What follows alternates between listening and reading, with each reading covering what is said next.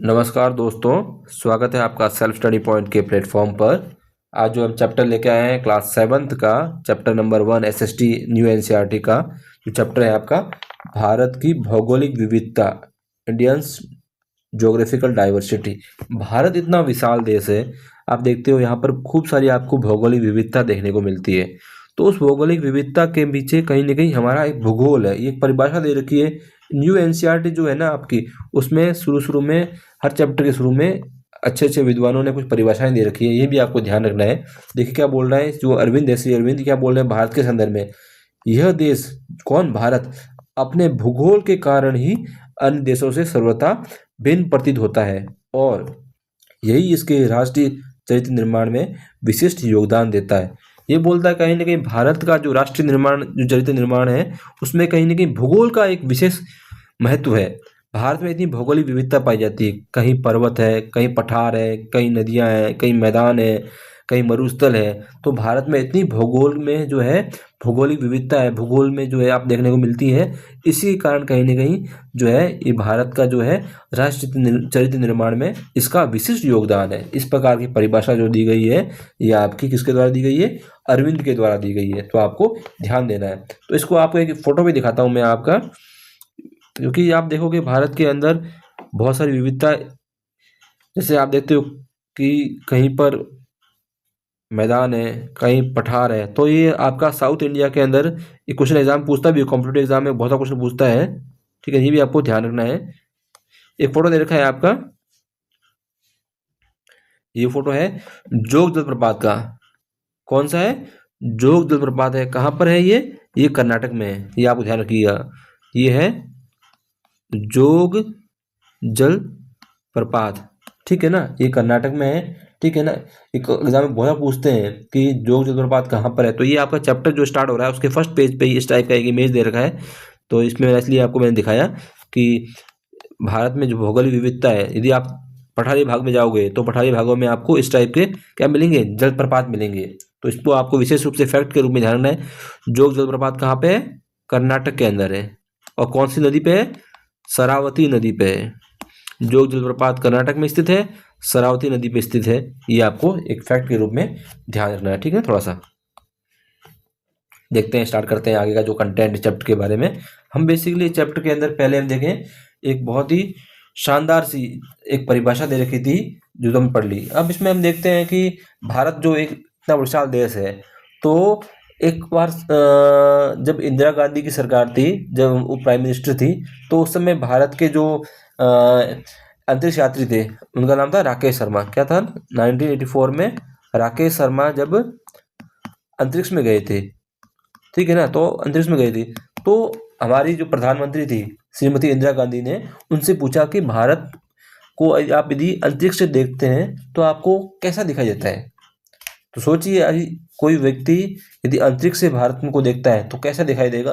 तो उनका एक ही स्लोगन था, एक ही इनका एक शब्द निकला राकेश शर्मा का, उन्होंने कहा सारे जहां से अच्छा हिंदुस्तान हमारा। मतलब अंतरिक्ष से भी भारत की जो भौगोलिक विविधता है वो उसको देखने को मिली। तो ये चीजें कहीं ना कहीं हमें ये दर्शाती है कि भारत में इतनी भौगोलिक विविधता है जो कहीं ना कहीं हमें अंतरिक्ष से देखने में भी मिलती है। तो ये कथन किसका था? मतलब ये बात राकेश शर्मा ने कही थी उस समय की प्रधानमंत्री श्रीमती इंदिरा गांधी को। तो ये भी एक एनसीईआरटी के अंदर फैक्ट दिया गया था, मुझे याद आया तो मैंने आपको बताया। तो मतलब कुल मिलाकर कहीं कहीं भौगोलिक विविधता के बारे में ये चीजें दर्शाई गई है। ठीक है ना, ये आपको ध्यान रखना है। देखते हैं भारत का परिचय देखते हैं। ठीक है ना, भारत एक विशाल देश है और ये एशिया महाद्वीप में स्थित है। ये आपको विशेष रूप से ध्यान रखना है। पूछेगा कि भारत कौन से महाद्वीप में है, तो ये जो नॉर्मल कॉम्पिटिटिव एग्जाम की तैयारी कर रहे हैं उनको भी ध्यान रखना है, और जो स्कूल स्टूडेंट्स है क्लास 6 में उनको भी ध्यान रखना है कि एशिया महाद्वीप में स्थित है, जो कि दक्षिण भाग में स्थित है। एशिया महाद्वीप में बात करें ना, तो उसके कौन से भाग में स्थित है? मुख्यतः दक्षिण भाग में ये स्थित है। ये अपनी अनूठी भौगोलिक स्थिति और विविधता के कारण भारतीय उपमहाद्वीप कहलाता है।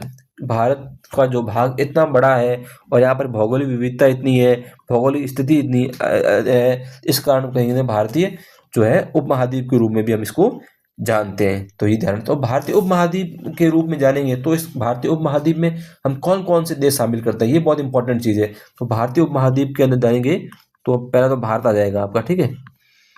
दूसरा आपका बांग्लादेश हो जाएगा, ठीक है। तीसरा आपका नेपाल आ जाएगा। चौथा आपका भूटान। पांचवा श्रीलंका। और छठा म्यांमार। ये आपको ध्यान रखना है। कुल मिला के भारत को मिलाकर इसको हम कह सकते हैं 6 देशों का जो समूह है।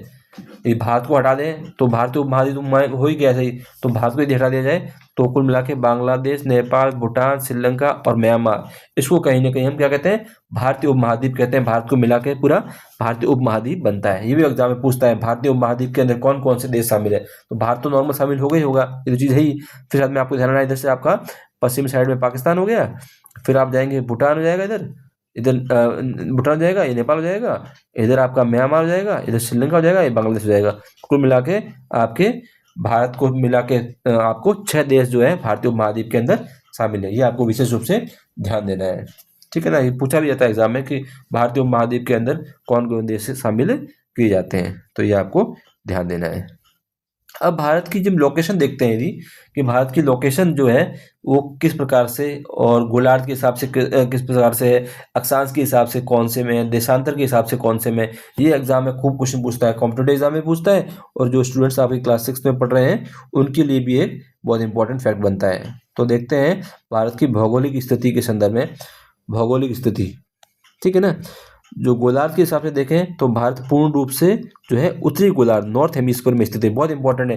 गोलार्ध का हम निर्धारण कैसे करेंगे, जैसे मान के चलिए पृथ्वी है, तो ये आपका भूमध्य रेखा है, तो भूमध्य रेखा से, ये भूमध्य रेखा है, ठीक है ना।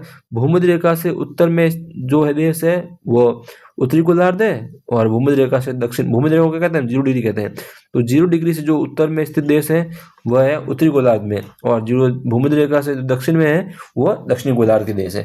तो भारत कहीं ना कहीं जो है उत्तरी गोलार्ध है, और साथ में यदि पश्चिम में पूर्वी गोलार्ध की बात करें तो उसमें हम देखेंगे आपका पूर्वी है, तो इस हिसाब से कह देंगे भारत जो है उत्तर पूर्वी गोलार्ध में स्थित है। ये बहुत इंपॉर्टेंट चीज़ है, ठीक है ना, उत्तर और पूर्वी गोलार्ध में स्थित है। ये बहुत इंपॉर्टेंट फैक्ट है, पूछा जाता है एग्जाम में कि भारत की स्थिति विश्व के संदर्भ में क्या है, तो भारत की स्थिति विश्व के संदर्भ में उत्तरी पूर्वी गोलार्ध में स्थित है, ठीक है ना, इधर आना है।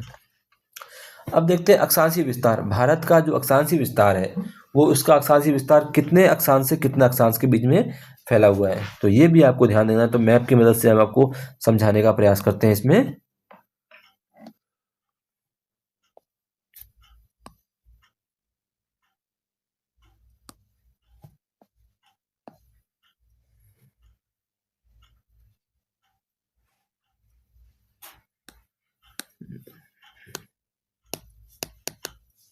मैप देखते हैं, आपको मैप की वजह से आपको क्या है, थोड़ा ये समझ में आएगा कि कहाँ पर क्या लोकेशन है।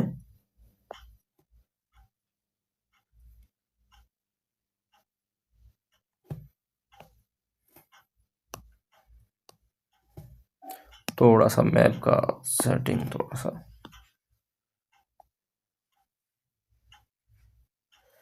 यदि भारत का मैप कोई यहाँ पे दिखाएं हम, तो आपको इसमें अब अक्षांश देशांतर आपको अच्छे से समझ में आएगा थोड़ा सा। हाँ, अब देखते हैं।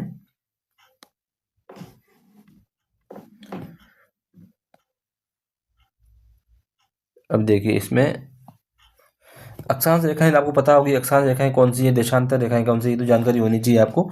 तो अक्षांश रेखाएं जो भूमध्य रेखा के समांतर होती है, जैसे मान के चलिए ये आपका पृथ्वी है और ये भूमध्य रेखा है, तो इसके समांतर जो रेखाएं खींची जाती है उनको अक्षांश देशांतर कहते हैं, क्या कहते हैं, अक्षांश कहते हैं।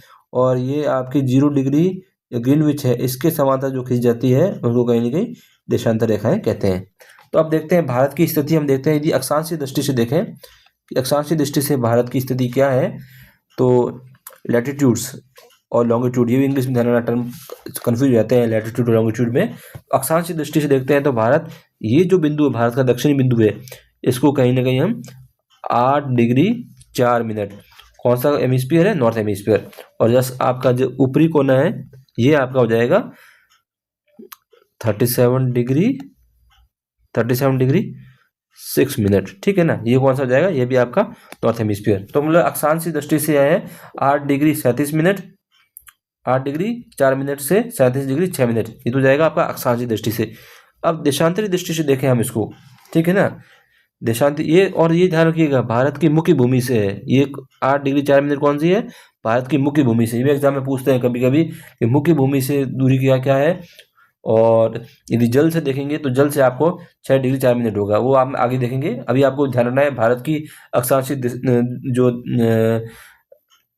दूरी है वो 8 डिग्री 4 मिनट से 37 डिग्री 6 मिनट वो आपका हो जाएगा। और आपका देशांतरी देखें विस्तार तो ये आपका इधर गुजरात में जो है 68 डिग्री 7 मिनट आपका पूर्वी गोलार्ध, और 97 डिग्री इधर आपका पूर्वी साइड में 97 डिग्री 25 आपका पूर्वी। तो कुल मिला के अक्षांश और देशांतर जो आपका है ये हमने देख लिया है। वापस देखिएगा, अक्षांश का जो विस्तार है 8 डिग्री 4 मिनट से 37 डिग्री 6 मिनट, और देशांतरी जो विस्तार है 68 डिग्री 7 मिनट से 97 डिग्री आपका 25 मिनट। ये आपका कहीं ना कहीं भारत का हम जो है अक्षांशीय विस्तार और देशांतरी विस्तार हमने देखा है। ये कॉम्पिटिटिव एग्जाम में खूब पूछा जाता है कि भारत का अक्षांशीय विस्तार कितना है, देशांतरी विस्तार कितना है, और तो ये है, आपको विशेष रूप से इसको ध्यान देना। मोस्ट इंपॉर्टेंट फैक्ट है इस चैप्टर का, ये आपको ध्यान देना है, ठीक है ना। फिर देखते हैं आपका एक चीज ये भी ध्यान है, जो कर रेखा है, जो कर रेखा है ट्रॉपिक ऑफ कैंसर है, उसके संदर्भ में भी देखें तो जो कि हमारे भारत के मध्य से गुजरती है। आप देखते हो कि भूमध्य रेखा तो ये 0 डिग्री है ही है, ठीक है ना। इसके ऊपर 23.5 डिग्री जो है, इसी तरह दक्षिण में जो है 23.5 डिग्री, इसको हम कहते हैं आपकी कर्क रेखा। और इसी प्रकार दक्षिण की जो रेखा है इसको हम मकर रेखा कहते हैं। तो जो कर रेखा है ये भारत के मध्य से गुजरती है, यहाँ से गुजरती है। भारत की जो है कर रेखा है ये भारत के लमसम मध्य से गुजरती है। ये भी एग्जाम में पूछते हैं कि कर्क रेखा क्या भारत के मध्य से गुजरती है या भारत से गुजरती है? तो कर रेखा भारत के लमसम मध्य से गुजरती है, और ये जो है 8 राज्यों से गुजरती है। कितने राज्यों से? 8 राज्यों से गुजरती है। देखिए, ठीक है ना, इसको हम आगे और देखेंगे। तो ये तो आपको ध्यान रखना है कि भारत का अक्षांशीय विस्तार कितना है, देशांतीय विस्तार कितना है। अब देखिए, ये देशांतीय विस्तार हम देख लिया 68 डिग्री 7 मिनट से 97 डिग्री 25 मिनट। और देखते हैं ये लगभग जो है 23.5 उत्तरी अक्षांश जो है कर रेखा ट्रॉपिक ऑफ कैंसर कहते हैं, ये भारत के मध्य से गुजरती है, और ये लगभग भारत को 2 भागों में, बराबर भागों में विभाजित करती है। अब इससे आगे जो इंपॉर्टेंट फैक्ट आ गया, बहुत इंपॉर्टेंट फैक्ट है, वेरी इंपॉर्टेंट फैक्ट है कि भारत में कर रेखा कितने राज्यों से गुजरती है। तो भारत में कर रेखा जो है हमारे 8 राज्यों से गुजरती है। पहला हो जाएगा गुजरात, ये आपका गुजरात, ठीक है। दूसरा हो जाएगा आपका राजस्थान, ठीक है। तीसरा हो जाएगा आपका ये देखिए मध्य प्रदेश। चौथा हो जाएगा आपका छत्तीसगढ़, ये रहा आपका छत्तीसगढ़। फिर पांचवा आपका जाएगा जो छत्तीसगढ़ के पास में इधर है झारखंड, ठीक है, पांचवा झारखंड। फिर जस्ट उसके झारखंड के आपके जस्ट साइड में ये देखिए आप, ये हो जाएगा छठा हो जाएगा आपका वेस्ट बंगाल, ठीक है ना। और सातवां ये देखिए बिल्कुल आपका कोने में, ये देखिए त्रिपुरा। और फिर लास्ट में बिल्कुल नीचे देखिए ये जो राज्य है ये है मिजोरम। बहुत इंपॉर्टेंट ध्यान रखना है आपको, भारत का जो अक्षांश रेखा है और देशांतर रेखा का वर्णन पड़ा है, उसके साथ में हमने जो आपका कर रेखा पढ़ा है, कर रेखा भारत के 8 राज्यों से गुजरती है। ये कॉम्पिटिटिव एग्जाम में बहुत अधिक पूछते हैं कि भारत के कितने राज्यों से होके कर रेखा गुजरती है। तो भारत के 8 राज्यों से होके कर रेखा गुजरती है, और इसका क्रम ध्यान रखना है आपको, पश्चिम से पूर्व में या पूर्व से पश्चिम में, ठीक है ना। तो पश्चिम से पूर्व देखेंगे आप तो गुजरात, राजस्थान, मध्य प्रदेश, छत्तीसगढ़, झारखंड, पश्चिम बंगाल, त्रिपुरा, मिजोरम, ठीक है ना। और ये पूर्व से पश्चिम पूछेंगे तो मिजोरम, त्रिपुरा, पश्चिम बंगाल, झारखंड, छत्तीसगढ़, मध्य प्रदेश, राजस्थान, गुजरात। इनका क्रम भी ध्यान रखना है आपको, पश्चिम से पूर्व और पूर्व से पश्चिम के अंदर। और कितने राज्य हैं? 8 राज्यों के अंदर से कर रेखा गुजरती है। ये चीज आपको ध्यान देनी है। इसके साथ में देखते हैं हम एक चीज और देखते हैं, भारत का जो मानक समय है, जिसका हमने भारत का स्टैंडर्ड मानक समय है जो हम कितने डिग्री मानते हैं, तो 82.5 पूर्वी देशांतर जो है इसको हम भारत का मानक जो समय रेखा मानते हैं, ठीक है ना। और जो ग्रीनविच से 5.5 घंटे आगे, ये भी बहुत इंपॉर्टेंट फैक्ट है, आपसे एग्जाम में पूछेगा कि भारत का जो है मानक समय क्या है, स्टैंडर्ड टाइम क्या है, तो 82.5 डिग्री पूर्वी देशांतर जो है भारत का मानक समय है, जो कि ग्रीनविच से 5.5 घंटे आगे है, ठीक है ना। ग्रीनविच से कितने घंटे आगे हैं? 5.5 घंटे आगे है। ये आपको विशेष रूप से ध्यान देना है। अब देखते हैं बेटा आगे एक और जो कंसेप्ट है उसके बारे में, आकार और विस्तार। अब भारत का जो हम देखते हैं आकार और विस्तार देखते हैं, इसमें एक चीज़ें वो भी देखना है कि भारत का आकार विश्व के संदर्भ में तुलना करेंगे, ठीक है ना। भारत का आकार का हम विश्व के संदर्भ में तुलना करेंगे कि कितना जो क्षेत्रफल है भारत में फैला हुआ है, ठीक है ना। तो देखते हैं भारत का क्षेत्रफल लमसम 32.8 लाख वर्ग किलोमीटर है, जिसको हम 3.28 मिलियन कहते हैं। बहुत इंपॉर्टेंट फैक्ट है, कॉम्पिटेटिव एग्जाम में बहुत ज़्यादा पूछते हैं कि भारत का क्षेत्रफल कितना है, तो 32.8 वर्ग जो लाख वर्ग किलोमीटर जो है भारत का क्षेत्रफल है, या 3.28 मिलियन जो है वर्ग मिलियन जो है क्षेत्रफल भारत का है, ठीक है ना। विश्व के क्षेत्रफल का ये इतना क्षेत्रफल धारण करता है। और यदि हम देख लें कि भारत का जो है विश्व में क्षेत्रफल की दृष्टि से कौन सा स्थान आता है, तो 7वां स्थान भारत जो है क्षेत्रफल की दृष्टि से धारण करता है। भारत से बड़े बड़े कौन कौन से पहले हैं, रूस भारत से बड़ा है, दूसरे नंबर कनाडा है, तीसरे चीन है, अमेरिका है, चौथा चीन है, पांचवा ब्राजील है, छठा ऑस्ट्रेलिया है और सातवां भारत है। तो कुल मिला के भारत का स्थान 7वें नंबर पर आता है। इसका क्रम भी बहुत एग्जाम में पूछते हैं कि भारत से पहले जो बड़े बड़े देश है क्षेत्रफल की दृष्टि से कौन कौन से हैं, भारत का क्रम कौन सा आता है, तो भारत का क्रम 7वां आता है। भारत से पहले रूस सबसे बड़ा है, फिर कनाडा है, फिर अमेरिका है, चीन है, ब्राजील है, ऑस्ट्रेलिया, भारत, ये इस क्रम में जो है आपके देश हैं। ये अवरोही क्रम में बड़े से छोटे की ओर आ रहे हैं, ठीक है, ये आपको ध्यान देना है। अब देखते हैं भारत की स्थिति को हम यदि देखें कि भारत की स्थिति के संदर्भ में भारत में की जो सीमाएं हैं, उस सीमाओं को देखते हैं कि भारत की सीमाएं जो है उसकी भौगोलिक भूभाग वो किस प्रकार के हैं। तो उत्तर में यदि देखते हैं तो आपके क्या मिलते हैं, हिमालय पर्वत मिलता है, जो आपका कहीं ना कहीं एक प्राकृतिक प्राचीर के रूप में एक आपको एक दीवार के रूप में भारत के उत्तरी भाग में स्थित है। वैसे आप पश्चिम में देखोगे तो आपका अरब सागर भी देखने को मिलता है और थार मरुस्थल भी देखने को मिलता है। ये कहीं ना कहीं भारत की जो सीमाएं हैं उसका कहीं ना कहीं आपको मैप की मदद से हम आपको उसको समझाने का प्रयास करते हैं। एक मिनट रुकिएगा, मैप से आप अच्छे से थोड़ा समझ सकेंगे।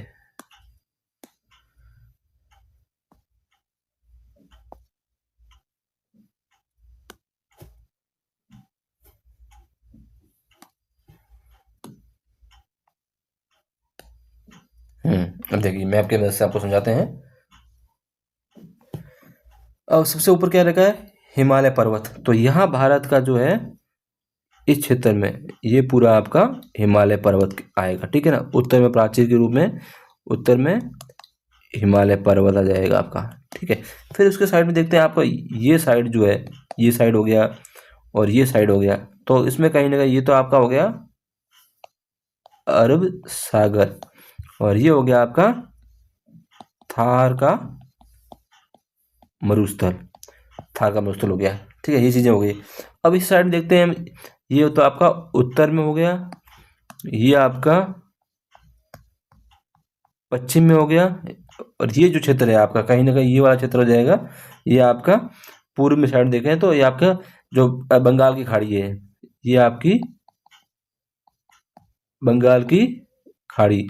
और दक्षिण में आप देखेंगे तो ये आपका इस साइड में जो जाएगा वो हिंद महासागर हो जाएगा, ठीक है ना, ये हिंद महासागर हो जाएगा। तो कहीं ना कहीं भारत का जो भूभाग है वो कहीं ना कहीं चारों तरफ से किसी न किसी प्राकृतिक क्षेत्र से घिरा हुआ है, ठीक है ना। उत्तर में हिमालय, पश्चिम में अरब सागर थार का मरुस्थल, पूर्व में बंगाल की खाड़ी, दक्षिण में हिंद महासागर। ये आपको विशेष रूप से इस चीज़ को थोड़ा ध्यान देना है। इसमें से हम देखते हैं कि भारत के पड़ोसी देश, ये भी क्वेश्चन एग्जाम में बहुत पूछते हैं, भारत के पड़ोसी देश कौन कौन से हैं। तो इसमें भी आपको विशेष रूप से थोड़ा ध्यान देना है। इसमें आपको मैप की मदद से वापस समझाने का प्रयास करते हैं कि भारत के पड़ोसी देश कौन कौन से हैं। जो चीज़ें बता रहे हैं आपको बहुत इंपॉर्टेंट है, कॉम्पिटिटिव एग्जाम के लिए भी है और जो स्कूल के स्टूडेंट पढ़ रहे हैं वो अभी से उनका बेस तैयार हो जाएगा। इतना अच्छे से आपको हम समझाने का प्रयास कर रहे हैं कि आपके लिए ये आगे भी बहुत काम आएगा। आप इस चीज़ को जब पढ़ रहे हैं तो आप कम से कम इस चीज़ को थोड़ा आपके पास एटलस भी रखिएगा ताकि आपको समझने में थोड़ा ईजी रहे। अब हम देख रहे हैं भारत के जो है पड़ोसी देश कौन कौन से हैं, ठीक है ना, इसके बारे में जानकारी लेते हैं। देखिए पड़ोसी देश, भारत निम्नलिखित देशों के साथ सीमा साझा करता है, मतलब भारत की सीमाएं कहीं ना कहीं साझा करता है। और इसके संदर्भ में देखते हैं, इसको कहीं हमने पहले पढ़ा था, भारतीय उपमहाद्वीप का निर्माण भी करता है ये, ठीक है ना। तो इस साइड देखते हैं, सबसे पहले आप इस साइड देखिए, सबसे पश्चिम में या उत्तर पश्चिम में इस साइड में ये जो पार्ट है ये कहीं ना कहीं पाकिस्तान है। यहाँ पर क्या है, ये पाकिस्तान का इस साइड में। तो पहला देश हम देख लिया पाकिस्तान। फिर थोड़ा पाकिस्तान के और जम्मू कश्मीर के साइड में यहाँ पर देखिए, यहाँ बॉर्डर लगती है, ये आपका है अफगानिस्तान। ये कौन सा देश हो गया, दूसरा हो गया अफगानिस्तान। फिर अफगानिस्तान का ध्यान रखिएगा, ये अब पीओके पाकिस्तान ऑक्यूपाइड कश्मीर है, उसकी सीमा लगती है अफगानिस्तान से। ये एग्जाम ध्यान रखिएगा, एग्जाम में कभी क्वेश्चन पूछ ले कि पीओके से कौन से देश की सीमा लगती है विशेष रूप से, तो अफगानिस्तान से पाकिस्तान ऑक्यूपाइड कश्मीर जो पीओके है उससे आपकी अफगानिस्तान की सीमा लगती है। फिर आप देखेंगे कि आपकी उत्तर में यहाँ का जो एरिया है ये कहीं ना कहीं आपका तीसरा एरिया देख रहे हैं हम, चीन के रूप में। यह कौन सा है, चीन है। फिर यहाँ आप देखेंगे ये आपका जो पार्ट है, ये वाला पार्ट है, ये आपका नेपाल है। ये आपका चौथा देश हो गया। और यहाँ पर ये जो देश है ये आपका भूटान हो गया, ये पांचवा हो गया। और यहाँ पर जो देश है ये म्यांमार हो गया, म्यांमार आपका छठा देश हो गया। और नीचे लास्ट में इस साइड देखेंगे ये वाला देश, ये बांग्लादेश हो गया। तो ये कहीं ना कहीं भारत की जो है मुख्यतः हो गई ये सीमा। और लास्ट में फिर हाँ ये श्रीलंका, लास्ट में जो हो गया आपका श्रीलंका। तो कुल मिला के आपके भारत के साथ में जो है 8 देशों की सीमा लगती है।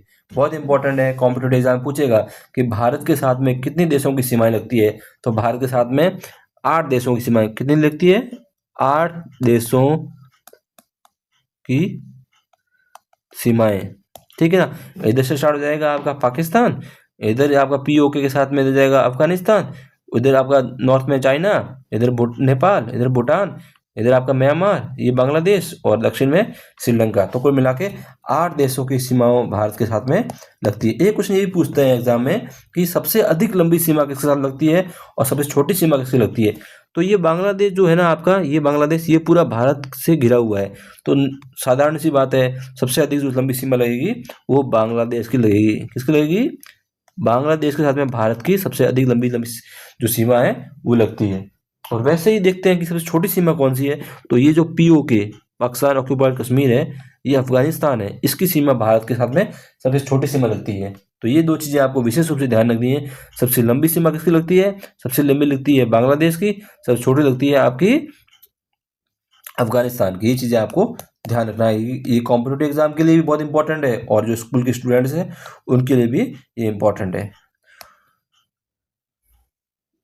मालदीव। फिर देखते हैं आगे कुछ चीजें। अब इसके बाद में जो है ये जो कंटेंट है जो हम पढ़ा रहे हैं आपको, ये कंटेंट आप यदि लेना चाहते हैं तो आपको ये कंटेंट जो है आपको हमारे एप्लीकेशन पे भी अवेलेबल है, वहाँ से आप खरीद सकते हैं और उसकी हेल्प से पढ़ सकते हैं, ठीक है ना। ये कंटेंट आपको चाहिए जो मैं कंटेंट आपको पढ़ा रहा हूँ ना, ये वाला। अब देखते हैं इसकी भारत का जो भौगोलिक विभाजन है, भारत का भौगोलिक विभाजन के बारे में पढ़ें कि भारत का भौगोलिक विभाजन जो है मुख्यतः 5 भागों में बांटते हैं। भौतिक विभाजन जो है मुख्यतः 5 भागों में बांटते हैं। उसके संदर्भ में यदि देखेंगे ये चीजें तो उसको आप अच्छे से और पढ़ेंगे आगे। तो देखते हैं कि जो 5 जो भाग है, उत्तर में आपका हिमालय पर्वत हो जाएगा, ठीक है ना। उसके जस्ट उत्तर में हिमालय पर्वत जस्ट उत्तर में और जस्ट दक्षिण की ओर हिमालय पर्वत की दक्षिण की ओर उत्तरी मैदान हो जाएगा। और उसके जस्ट साइड में हो जाएगा भारतीय मरुस्थल, फिर प्रायद्वीपीय पठार, और फिर तटीय द्वीप समूह, तटीय मैदानों और द्वीप समूह। ये कहीं ना कहीं भारत के जो है जो हमारे भौतिक भाग हैं। तो ये एग्जाम पूछते हैं भारत के कितने भौतिक भाग हैं, तो हमारे 5 प्रमुख भौतिक विभागों में भारत को बांटा गया है। ये आपको विशेष रूप से इसको ध्यान देना है, ठीक है ना, कि भारत को कितने भागों में बांटा गया है। भारत को 5 भौतिक भूभागों में बांटा गया है। तो ये बहुत सारे कॉम्पिटिटिव एग्जाम पूछते हैं। हिमालय पर्वत हो गया, उत्तरी मैदान हो गया, भारतीय मरुस्थल हो गया, प्रायद्वीप पठार हो गया, तटीय द्वीप समूह, तटीय मैदान और द्वीप समूह। अब हम देखते हैं थोड़े से इस चीज़ों के और बारे में कि जो हिमालय पर्वत है उसका निर्माण कैसे हुआ। ये बहुत इंपॉर्टेंट चीज़ है, एग्जाम में पूछते भी हैं कि हिमालय पर्वत बना कैसे, इतना बड़ा पर्वत है, इतना ऊंचा पर्वत है, इसका निर्माण कैसे हुआ होगा। तो ये फैक्ट भी एक इम्पॉर्टेंट फैक्ट है, इसको भी हमें देखना है और समझना है कि इसके बनने की प्रक्रिया क्या थी। आपको एक मैप की मदद से इसको समझाने का प्रयास करते हैं, ठीक है ना। ये देखिए, इसमें आपको ये एनसीईआरटी का ही मैप है। बहुत ही शानदार तरीके से इसमें चीज़ों को बताया गया है कि बनने में क्या इसके कितना समय लगा और किस प्रकार से ये बना।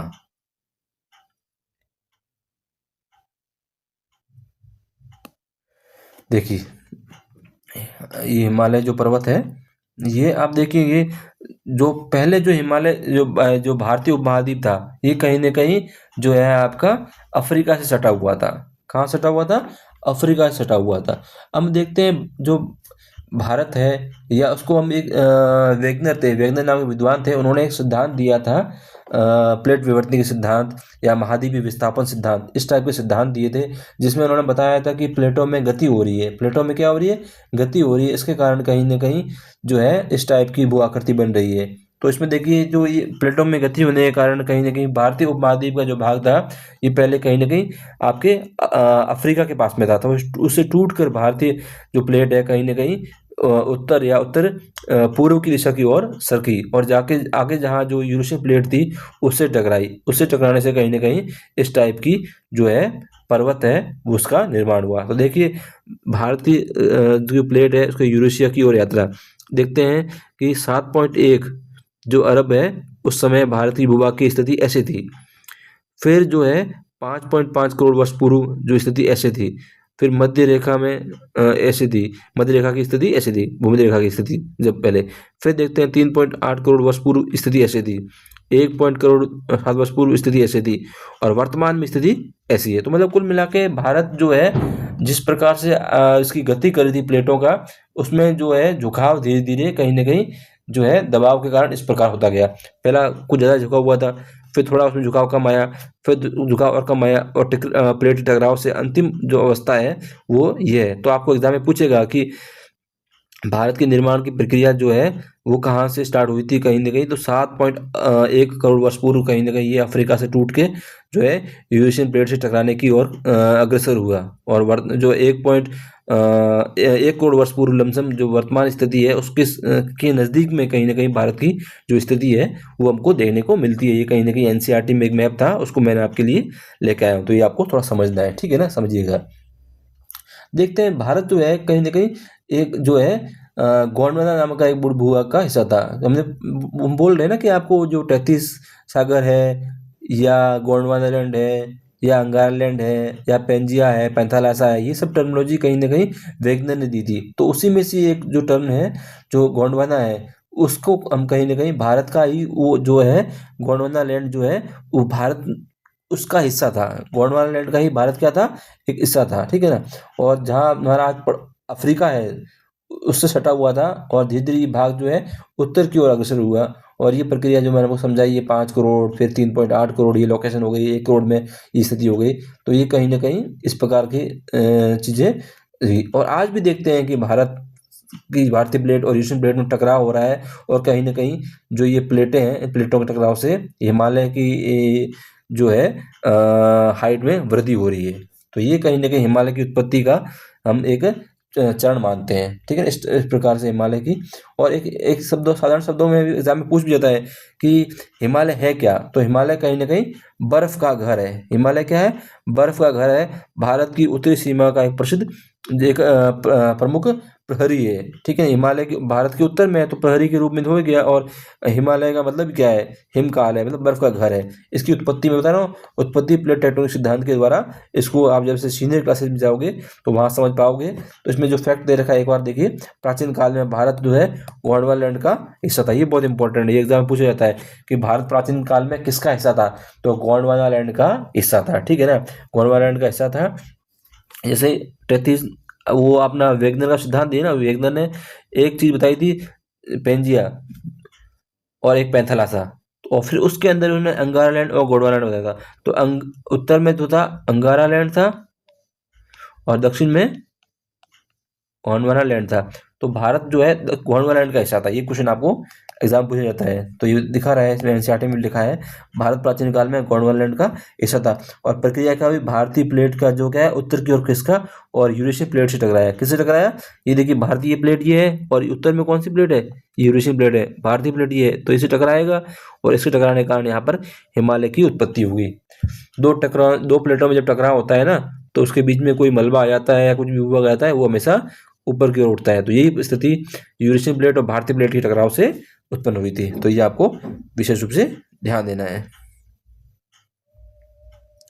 और टकराई उससे क्या हुआ? इन दोनों प्लेटों के बीच में क्या था?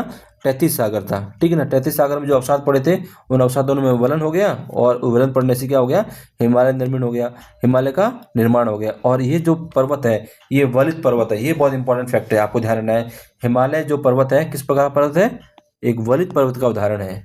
और यूरेशियन प्लेट और आपकी भारतीय प्लेटों के बीच में क्या था? तैतीस सागर था। हिमालय और आपकी हिमालय आपका जो हिमालय बना है वो बना कहाँ पे? तैतीस सागर में बना है। और तैतीस सागर के उत्तर में तो आपका था यूरेशियन प्लेट और दक्षिण में था आपका इंडियन प्लेट। इन दोनों टकराव से आपका बना है। और फिर क्या बोल रहा है? भारतीय प्लेट अभी भी 5 सेंटीमीटर प्रति वर्ष की दर से जो है उत्तर की ओर खिसक रही है। जैसे हिमालय की ऊंचाई जो है 5 mm बढ़ रही है प्रति वर्ष। ये एक फैक्ट है, ये भी थोड़ा ध्यान रखना है, क्योंकि जब प्लेटों में गति होगी तो कहीं ना कहीं क्या होगा? जो आपकी पर्वत है इनमें कहीं ना कहीं ऊंचाई में वृद्धि होगी। ये आपको ध्यान देना है।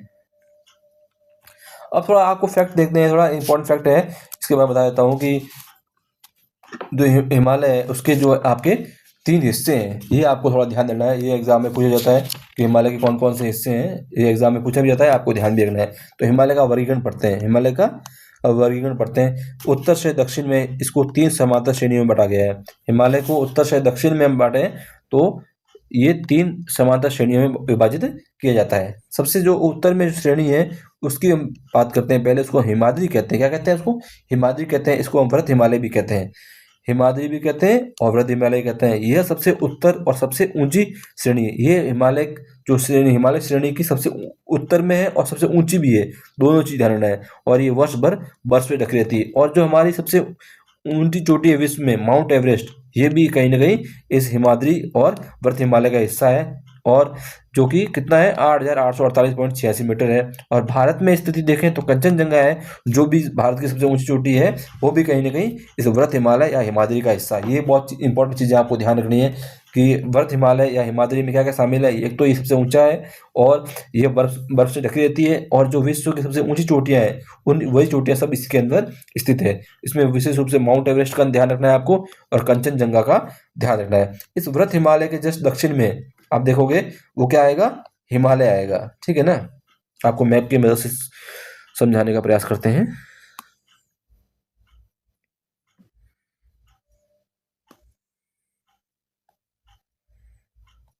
मैप से क्या है, चीजें थोड़ी सी समझ में आपको इजी आएगी, अच्छे से समझ पाओगे आप मैप से मदद से।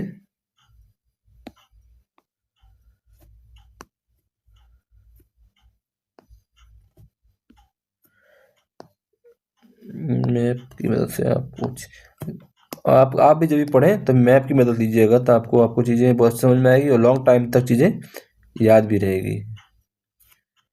ये चीज़ें आपको ध्यान रखनी। अब देखिए मैप की मदद से हम आपको थोड़ा समझाने का प्रयास करते हैं। पहला हमने देखा है कौन सा? हिमाद्री या वृत्त हिमालय। तो ये जो हिस्सा है, ये जो हिस्सा है आपका ऊपर का जो हिस्सा है, ये वाला सबसे ऊपर का हिस्सा है, ठीक है ना, ये कहीं ना कहीं आपका वृत्त हिमालय आएगा। और ये आप एक मान के चलिए एक बिंदु लाइन, ठीक है। फिर उसके नीचे जो ये पार्ट आएगा इसको कहीं ना कहीं हम हिमाचल कहेंगे या लघु हिमालय कहेंगे। ये तो आपका फर्स्ट हो गया, ये आपका सेकंड हो गया, जिसको हम क्या कहेंगे। और आपको ध्यान रखना है कि वृत्त हिमालय के अंदर यहीं पर ये जो आपका एरिया है, ये नेपाल और भारत का जो बॉर्डर है, यहीं पर क्या है आपका माउंट एवरेस्ट है। और इसी में यहीं के पास में आपको कंचनजंगा भी है। तो माउंट एवरेस्ट और कंचनजंगा ये आपकी वृत्त हिमालय के अंदर भी यहीं पर है। और दूसरा देखते हैं हम जो आपका हिमाचल है, जिसको हम लघु हिमालय कहते हैं। ये जो है हिमाद्री के दक्षिण में है और ये समशीतोष्ण जलवायु है। ये आपको ध्यान रखना है।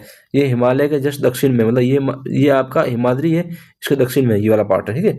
ये वाला पार्ट। और यहाँ पर जो आप जितने भी आपके पर्यटन स्थल है, जितने भी घूमने के जो स्थान है, ये सब यहीं पर स्थित है। शिमला हो गया, कुल्लू मनाली हो गया, मसूरी, नैनीताल, दार्जिलिंग। ये भी एग्जाम में पूछता है कि भारत के जितने भी आपके तीर्थ स्थल क्या भ्रमण या टूरिस्ट प्लेस है, वो हिमालय के कौन से हिस्से में है। तो ये आपके हिमाचल हिमालय में, या मध्य हिमालय कह दो, या लघु हिमालय कह दो, यहाँ पे स्थित है। ये बहुत इंपॉर्टेंट फैक्ट है। और लास्ट में जो सबसे नीचे का हिमालय है, इसको हम इसके बिल्कुल जस्ट नीचे का लास्ट में इसको शिवालिक हिमालय कहते हैं। ठीक है ना, ये हिमालय, आउटर हिमालय कहते हैं। ये सबसे दक्षिण की ओर है। यहाँ पर जितने भी दून है, देहरादून, पाटली दून, तो दून जो भी है वो शिवालिक हिमालय के अंदर आते हैं। तो तीन चीजें आपको विशेष रूप से ध्यान रखनी है, हिमाद्री, हिमाचल हिमालय और शिवालिक हिमालय। ठीक है ना, इसमें आपको ध्यान रखना है। यदि हिमालय का महत्व देखें थोड़ा सा, तो हिमालय के महत्व को भी आपको थोड़ा ध्यान रखना है। ये भी एग्जाम में आपको कॉम्पिटेटिव एग्जाम में पूछता भी है कि हिमालय का महत्व क्या है, क्योंकि ये भारत के उत्तर में स्थित है। भारत में तो इसका विशेष महत्व, भारत के संदर्भ में तो उसको विशेष रूप से आपको ध्यान देना है। तो देखते हैं हिमालय का महत्व। एशिया का जल शिखर कहते हैं इसको, वाटर टावर ऑफ एशिया कहते हैं, क्योंकि यहीं से आपकी जो मुख्यतः जितनी भी बड़ी बड़ी नदियां हैं, सिंधु, गंगा, ब्रह्मपुत्र, जितनी भी बारहमासी नदियां मतलब जो साल के 12 महीने चलती है। और ये नदियां कैसे चलती है, कहीं ना कहीं हिम के पिघलने से बनती है नदियां। कैसे बनती है, हिम के पिघलने से इन नदियों का उद्गम होता है। तो ये 12मासी नदियां हैं, सिंधु, गंगा, ब्रह्मपुत्र जैसी। ठीक है ना। और एक इंपॉर्टेंट फैक्ट है, गंगोत्री हिमनदी, आपने सुना होगा गंगोत्री के बारे में। गंगोत्री क्या है, आपको कमेंट भी करना है, थोड़ा मैं आपको समझा देता हूँ। गंगोत्री हिमनद बेसिकली आपने सुना होगा कि जो गंगा नदी है उसका उद्गम कहाँ होता है, उसका उद्गम जो है आपका गंगोत्री हिमनद से होता है। ये भी इंपॉर्टेंट फैक्ट ध्यान रखना है आपको। गंगोत्री हिमनद के बारे में पढ़ते हैं। ये इसमें भागीरथी नदी का निकलना जो गंगा की मुख्य धारा है, और गोमुख इसका उद्गम स्थल है। ठीक है ना, ये आपको विशेष रूप से फैक्ट ध्यान रखना है। गंगोत्री हिमनद से कहीं ना कहीं भागीरथी की जो सहायक नदी है, कहीं नॉर्मल बुक्स में हम ऐसे पढ़ते हैं सीधी गंगोत्री नदी से ही, गंगोत्री हिमनद से गंगा नदी का उद्गम है। पर इसमें कहीं कुछ एनसीईआरटी या कुछ फैक्ट में इसके बारे में और भी लिखा हुआ है। जैसे यहाँ लिखा हुआ है एनसीईआरटी के अंदर, यहाँ पे इन्होंने लिखा है भागीरथी नदी का जो उद्गम है वो कहीं ना कहीं गंगोत्री हिमनद से होता है। ये भी फैक्ट सही है, इसमें कोई समस्या नहीं, क्योंकि गंगा की ही सहायक नदी है। ठीक है ना, इसको ध्यान रखना है आपको। तो ये गोमुख इसका उद्गम स्थल है। ठीक है ना। और जलवायु जो है नियंत्रण करती है, क्योंकि भारत जो है, भारत में जो उत्तर की ओर से जो इतनी ठंडी हवाएं आती है, यदि हिमालय नहीं होता तो भारत में जो सर्दी का समय है ये बहुत ठंडा होता। तो कहीं ना कहीं एक आपके दीवार के रूप में कार्य करता है। तो ठंडी ध्रुवीय हवाओं को भारत में आने से रोकता है, और मानसूनी हवाओं को रोककर वर्षा करता है। और उल्टी, जब भारत से जब मानसूनी हवाएं जाती है उनको रोकता है, तब भारत में बारिश होती है। यदि ये हिमालय नहीं होता तो क्या हो सकता है कि भारत की मानसूनी हवाएं सीधी आगे की ओर चली जाती और भारत में इतनी वर्षा नहीं होती जितनी अभी हिमालय के होने से हो रही है। तो हिमालय एक दीवार के रूप में काम कर रहा है। उत्तर से जो ठंडी हवाएं आती है उनको रोकता है, और दक्षिण से जो आपकी मानसूनी हवाएं आती है उनको रोककर बारिश करता है। ये दोनों चीजें आपको ध्यान रखनी है, विशेष रूप से इंपॉर्टेंट है। ठीक है ना, आपको ध्यान रखना है। और एक फिर ये सांस्कृतिक महत्व भी, यहाँ पे आपको देखो अनेक मठ मिलेंगे, मंदिर मिलेंगे, तीर्थ स्थल मिलेंगे।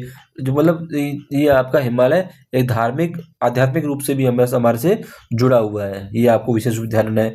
और साथ में आपको यहाँ पर देखिए ग्रेट हिमालय राष्ट्रीय उद्यान जो है यहाँ पे स्थित है, और यूनेस्को ने इसको कहीं ना कहीं विश्व धरोहर के रूप में इसको शामिल किया। बहुत इंपॉर्टेंट फैक्ट है, बायोडाइवर्सिटी के कारण ग्रेट हिमालय को राष्ट्रीय उद्यान जो है हिमाचल प्रदेश में स्थित है, इसको विश्व धरोहर सूची में शामिल किया गया है। ये इंपॉर्टेंट फैक्ट है। ये है कौन सा, आपसे पूछेगा ग्रेट हिमालय राष्ट्रीय उद्यान कहाँ पर है। ग्रेट नेशनल पार्क जो है वो आपका हिमाचल प्रदेश में स्थित है। ध्यान रखिएगा, आप कहीं सोच लो कि ये जम्मू कश्मीर में नहीं, ये आपका हिमाचल प्रदेश में स्थित है। ये आपको ध्यान रखना है।